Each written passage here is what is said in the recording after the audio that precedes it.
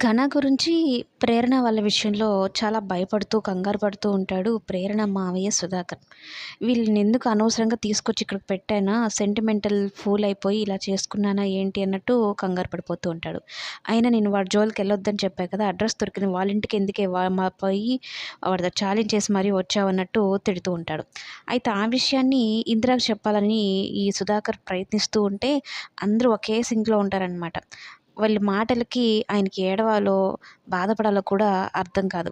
అయితే ప్రేరణను తీసుకొని బయటకు వచ్చి, "ఎందుకిలా చేశావు? ఇప్పుడు మీ అమ్మకి చెప్తే చెప్పొద్దు అంటున్నావు ఎందుకు?" అంటే, "మా అమ్మ బాధపడుతుంది" అని.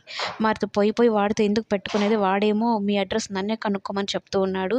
నేను ఏం చేయాలని" అంటూ ఉంటే, "వాడినైతే నేను ఊరికే వదిలిపెట్టను మావయ్య" అని అయితే అంటూ ఉంటే, "నీకు కొంచెం కూడా భయమేయడం లేదా?" అని అడుగుతాడు. అడిగితే, "ఏం భయం లేదు. నా వైపు న్యాయం ఉంది. నేనెందుకు భయపడాలి? నేను మా నాన్న కూతురిని. ఆయనెట్లో మా నాన్న అని చెప్తున్నాడు.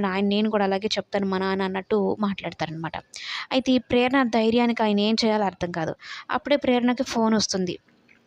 మెరిట్ స్టూడెంట్స్‌కి ఫ్రీగా కోచింగ్ ఇప్పిస్తాం ప్రిలిమ్స్‌కి అని చెప్పగానే ఆ విషయం వినగానే ప్రేరణ చాలా హ్యాపీగా ఫీల్ అవుతుంది. ప్రేరణ ఇప్పుడున్న కష్టాల్లో ఇదొక గుడ్ న్యూస్ అని చెప్పవచ్చు. మొత్తం మీద ప్రేరణ అనుకున్న కల నెరవేరుతుంది. తండ్రిని కలుసుకునే ఛాన్స్ కూడా త్వరలోనే దొరుకుతుంది.